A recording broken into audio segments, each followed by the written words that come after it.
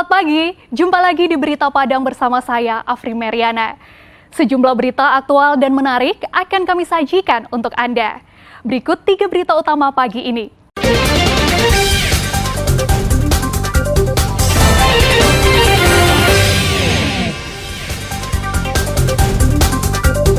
Hingga Minggu sore, 14 korban banjir bandang Merapi masih dicari tim SAR. Perampokan kembali terjadi di Sumatera Barat. Kali ini korbannya adalah seorang perempuan yang hendak bekerja ke ladangnya. Tak hanya ASN yang bekerja di pemerintahan, siswa SMA di 50 kota juga galang dana untuk korban terdampak bencana banjir dan longsor di berbagai tempat di Sumatera Barat.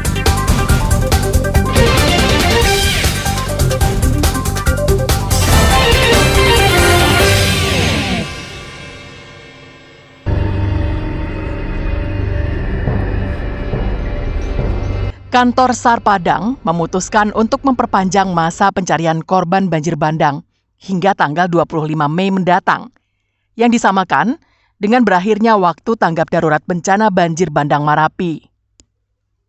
Hingga saat ini, tim SAR gabungan telah menemukan 61 warga tewas akibat banjir bandang lahar dingin.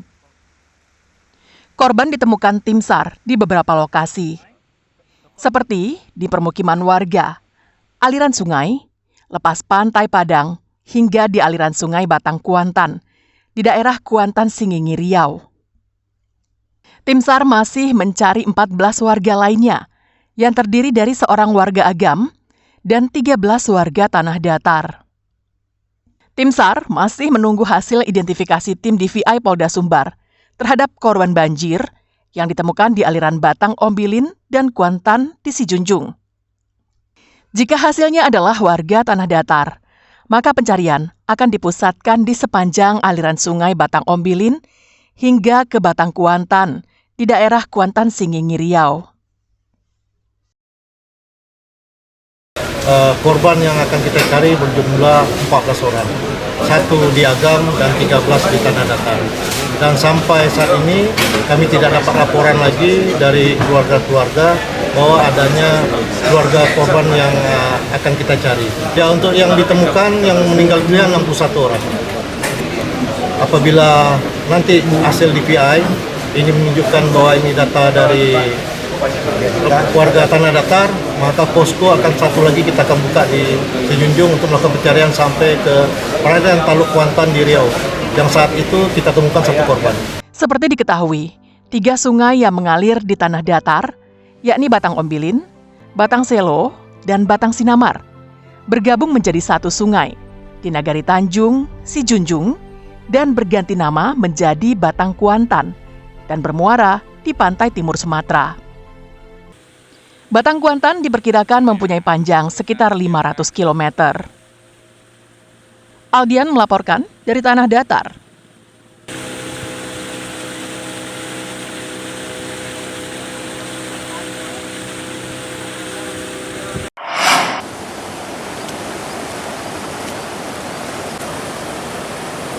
Tim SAR gabungan terus menyisir aliran Sungai Batang Anai di Kecamatan 2x11 Kayu Tanam pada Minggu pagi.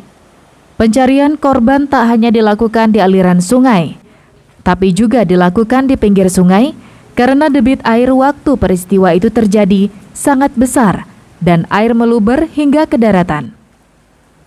Tempat-tempat yang dicurigai adanya kemungkinan korban tertimbun material diperiksa petugas dengan seksama untuk memastikan adanya korban yang terjepit atau yang tertimbun pasir atau sisa pepohonan. Petugas juga mengumpulkan benda-benda yang dibawa arus yang diperkirakan berasal dari korban. Selanjutnya pada saat pencarian kami bukannya saja di dalam sungai, juga di sekitar pinggiran sungai. Karena pada saat terjadinya banjir dan air bah tersebut, itu volume air jauh lebih tinggi dan meningkat. Jadi di sepanjang aliran sungai, di pinggiran sekian puluh meter kiri kanan kami menyisir. Hingga Minggu sore, posko pencarian di Kayu Tanam telah memverifikasi 18 korban hilang dan diperkirakan hanyut di aliran Sungai Batang Anai. 12 diantaranya telah ditemukan dalam kondisi meninggal dunia. Selain mencari korban dengan menyisir sungai, tim SAR juga menyusuri aliran Sungai Batang Anai dengan perahu karet. Penelusuran ini dilakukan hingga Bendungan Batang Anai yang berjarak sekitar 20 km dari daerah Lembah Anai. Eki Rafki melaporkan dari Padang Pariaman.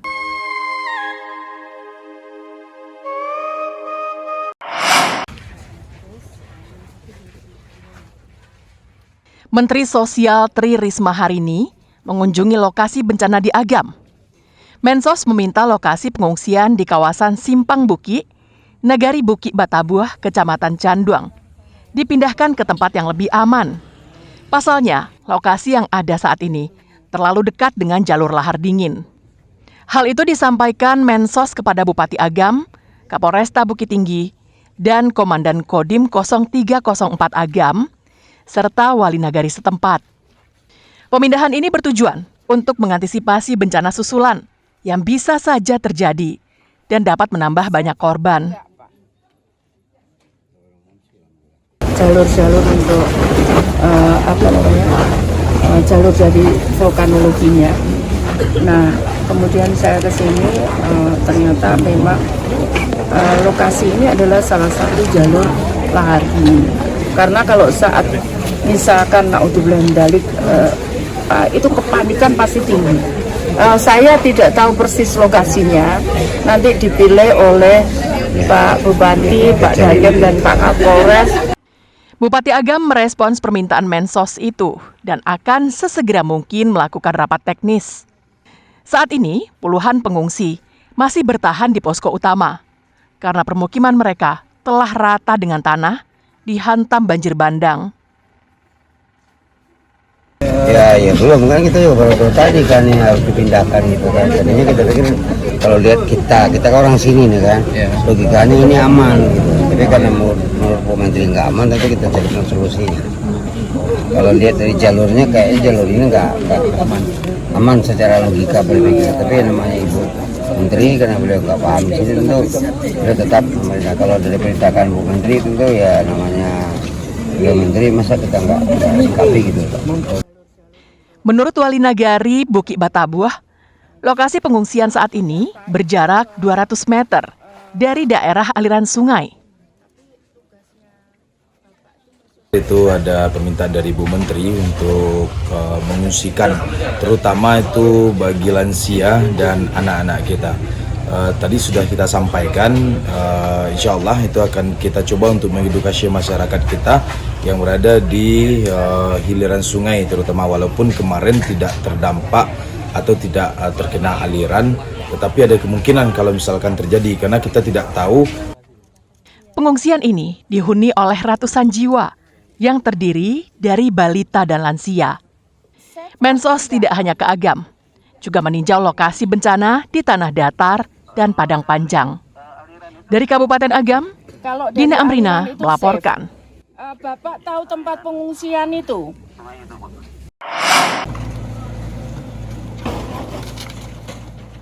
Saat meninjau lokasi bencana di Galuang Sungai Puar pada Sabtu pekan lalu, Gubernur Sumatera Barat menyampaikan, pemerintah dan aparat setempat menjamin tempat yang nyaman dan suplai ketersediaan makanan lancar di posko pengungsi yang ada. Saat ini banyak posko pengungsi yang didirikan, termasuk dari relawan yang peduli bencana. Di samping itu, BNPB dan BMKG selalu memantau kondisi cuaca karena masih berpotensi turunnya hujan dengan intensitas tinggi. Untuk mengantisipasi timbulnya korban akibat tersapu aliran lahar dingin, maka warga yang berdomisili di lokasi yang berbahaya akan direlokasi ke tempat yang lebih aman. Daerah yang memang berisiko, mereka juga harus direlokasi. Nah, waktu itu sekarang ini ya kita sedang mencari melalui bantuan BPN, kemudian Bupati Agam untuk mencari tanah lokasi untuk itu, untuk merelokasi mereka. Dan kemudian kalau ada di antara mereka, di antara warga ini yang memang punya tanah yang aman, tanahnya itu bisa dibangunkan. Kalau rumahnya rusak, ya bisa kita bangunkan. Pemerintah juga menyediakan bantuan ganti rugi rumah warga yang terdampak sesuai dengan tingkat kerusakannya. Bantuan itu berjumlah 60 juta rupiah untuk rumah rusak berat, 30 juta rupiah untuk rumah rusak sedang, dan 15 juta rupiah untuk rumah rusak ringan. Bagi warga yang rumahnya hilang disapu banjir bandang, akan diberikan bantuan rumah utuh di lokasi yang baru atau di lokasi semula yang aman dari aliran banjir lahar dingin. Seluruh bantuan itu bersumber dari APBN melalui Kementerian PUPR. Bagi masyarakat yang rumahnya rusak, kalau rusak berat itu diganti sebanyak 60 juta rupiah. Tapi uangnya tidak sekaligus diberikan bertahap. Kalau rusak sedang itu 30 juta. Kalau rusak ringan itu 15 juta. Ya. Nah, terus kalau seumpamanya rumahnya itu tidak mau dibangun lagi di situ. Nah, pemerintah ya sudah diminta untuk menyediakan lahan. Pemerintah Provinsi Sumatera Barat hingga saat ini masih mengumpulkan data kerugian dan kerusakan pasca bencana Galodo yang terjadi di sejumlah daerah pada pekan lalu. Salah satunya di Agam. Dari Agam, Dina Amrina melaporkan.